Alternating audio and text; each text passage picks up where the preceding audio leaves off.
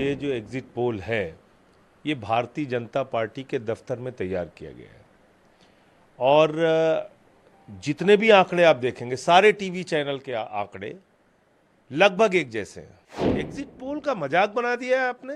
मैं तो हैरान हूं कि सिर्फ 400 क्यों दिया। 700 सीट दे सकते थे बीजेपी को।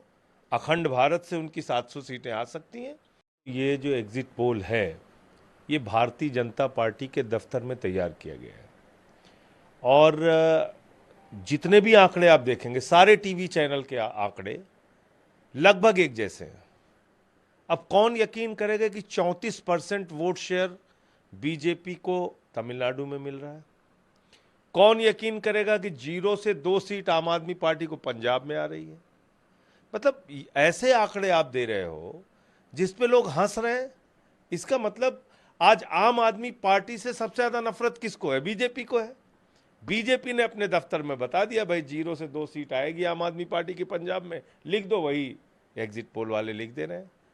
तो मैं समझता हूं कि ये जो एग्जिट पोल है ये बीजेपी के दफ्तर में बनाया गया एग्जिट पोल है। ये मोदी सरकार का एग्जिट पोल है। ये एग्जिट पोल जनता के वास्तविक निर्णय से दूर दूर तक कहीं भी मैच नहीं करता। जो जनता का एग्जिट पोल है, जो अलग अलग पार्टियों के नेता आज इंडिया गठबंधन की बैठक में बैठ के बता रहे थे, जो आंकड़े उन्होंने दिए और जो हम लोगों ने जनता से सर्वे किया, 295 से ज़्यादा सीटें इंडिया गठबंधन की आएंगी और इंडिया गठबंधन की सरकार बनेगी देश के अंदर। बाकी एग्जिट पोल में अभी उन्होंने किसी ने 350 दिया है, किसी ने 400 दिया है। मैं तो हैरान हूं कि सिर्फ 400 क्यों दिया। 700 सीट दे सकते थे बीजेपी को।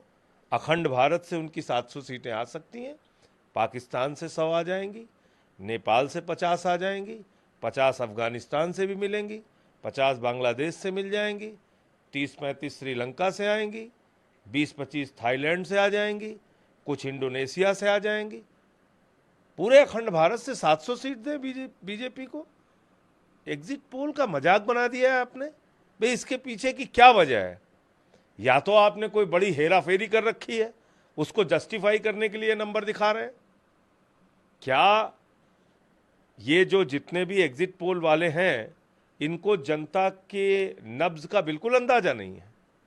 पूरे उत्तर प्रदेश में मैं गया प्रचार के दौरान, महाराष्ट्र में गया, बिहार के आंकड़े सामने, मतलब झारखंड, कहीं भी आप चले जाओ, लोगों में गुस्सा है, नाराजगी है, महंगाई को लेके, बेरोजगारी को लेके, आरक्षण और संविधान को बदलना चाहती है बीजेपी, इस बात को लेके नाराजगी थी। और आपके आंकड़े कह रहे हैं कि साहब नहीं नहीं, सब तो एकदम बीजेपी की चारों तरफ बल्ले बल्ले हो रही।